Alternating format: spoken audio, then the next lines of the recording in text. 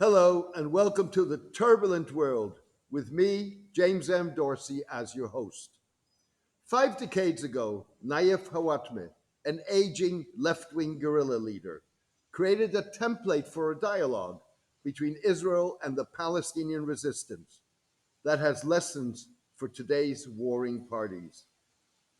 The leader of the Democratic Front for the Liberation of Palestine, or DFLP, Mr. Hawatmeh sought to break the cycle of Israeli Palestinian violence by embracing a compromise resolution of the Israeli Palestinian conflict and the principle of dialogue. Tacitly backed by Palestine Liberation Organization Chairman Yasser Arafat, Mr. Hawatmeh put his money where his mouth was by becoming the first Palestinian leader to offer Israel a two-state solution in an unprecedented direct appeal to the Israeli public. Contrary to today's Israel, Mr. Hawatmeh had a potential dialogue partner in former Israeli Labor Party Secretary General Aryeh Eliav and Yitzhak Ben Aaron, former Secretary General of the Histadrut, Israel's once powerful trade union confederation, as well as an array of Zionist and anti Zionist groups at a time that labor was in power. Engineered by Paul Jacobs, an American activist, journalist, and co founder of Mother Jones magazine, Mr. Hawatmeh's appeal to Israelis in March 1974, published by a mainstream Israeli newspaper, Yediot Achronot, was intended to kick off a peace process, much like secret talks in Norway almost 2 decades later between Israelis and Palestinians that led to the flawed 1993 and 1994 Oslo Accords. Messieurs Jacobs and Hawatmeh secured the agreement of Tunisian President Habib Bourguiba, an early Arab proponent of normal relations with Israel, to sponsor a meeting in Tunis between Messieurs Arafat, Hawatmeh, Eliav, and Ben Aaron. The meeting never materialized. It was smothered in blood when three DFLP fighters, 2 months after Mr. Hawatmeh's public appeal, attacked a school in the Israeli town of Ma'alot, taking 115 people, primarily students, hostage. The fighters threatened to kill their hostages if their demands were not met. The attack was the first to force Israel to negotiate with Palestinian hostage takers. A negotiated deal involving the release of 23 Palestinians from Israeli prisons and free passage for the hostage takers in exchange for the freeing of the captives fell apart when the fighters failed to receive an approval code from DFLP headquarters by the time their deadline for killing their hostages elapsed.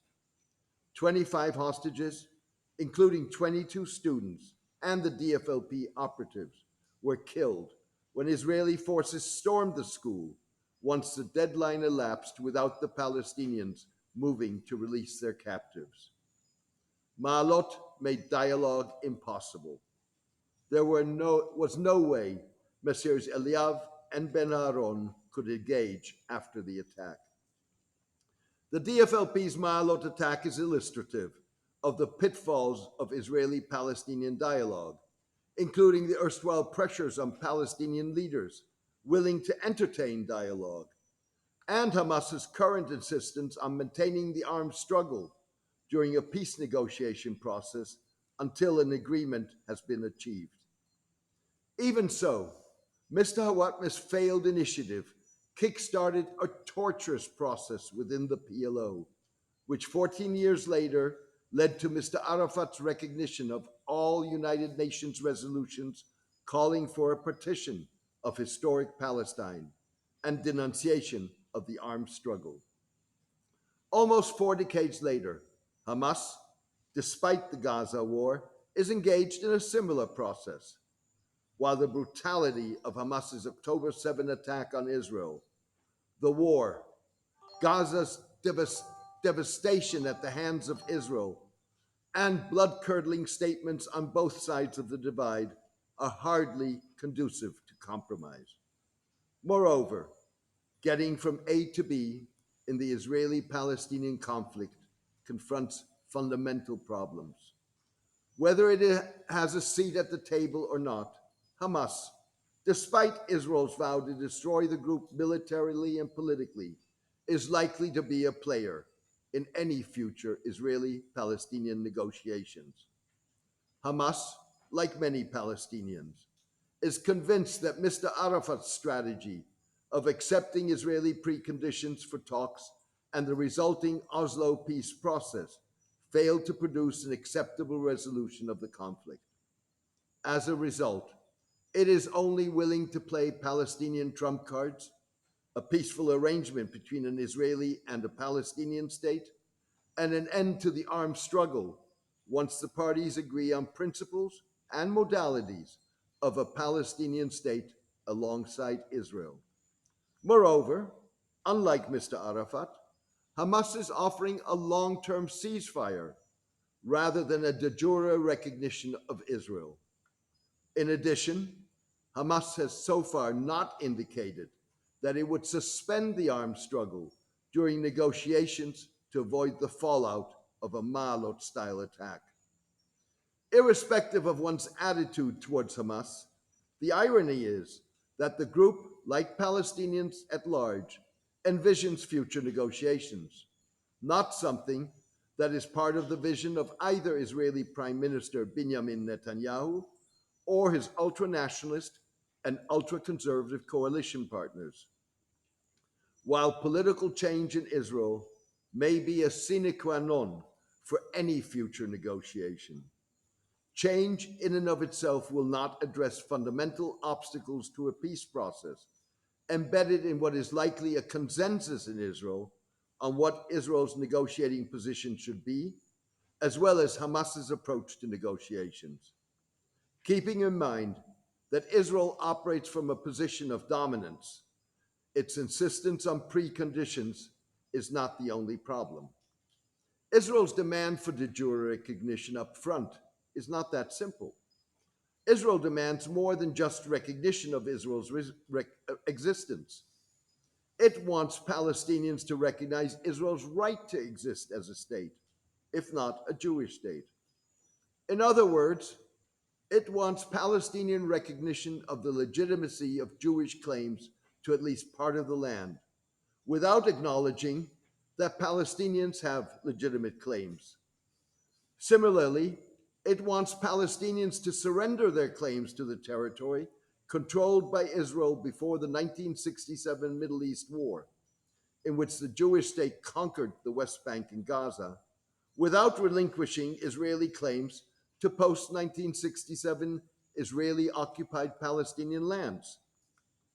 Dropping maximalist Israeli and Palestinian claims may not be a necessary prerequisite for negotiations.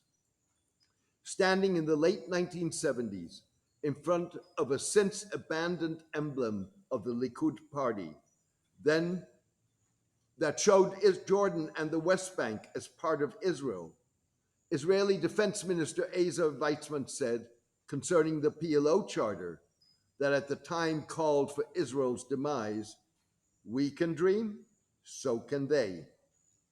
At the time, roughly a year after Egyptian President Anwar Sadat's historic 1977 visit to Jerusalem, Mr. Weizmann and other Israeli leaders were contemplating granting Palestinians a degree of autonomy in the occupied territories.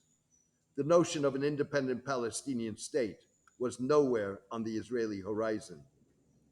Nevertheless, the bottom line is that equity has to exist in any attempt to resolve the Israeli Palestinian conflict. Equity is the equivalence of both parties' claims, aspirations, and concerns. It's an equivalence that neither Palestinians nor Israelis embrace. Yet, it's the basis for any sustainable resolution of the Israeli Palestinian conflict. Thank you for joining me today. I am grateful to those who have become paid subscribers. I need some more to enable me to continue cutting through the fog of kinetic and information wars, and offering fact based analysis. No doubt, you will have noticed that the turbulent world has no sponsors and no advertisers. This guarantees the column and podcast's independence. Instead, the turbulent world depends on the support of its readers and listeners to cover the cost of producing the column and podcast. You can contribute by clicking on Substack on the subscription button at jamesmdorsey.substack.com and choosing one of the subscription options. Thank you, take care, and best wishes.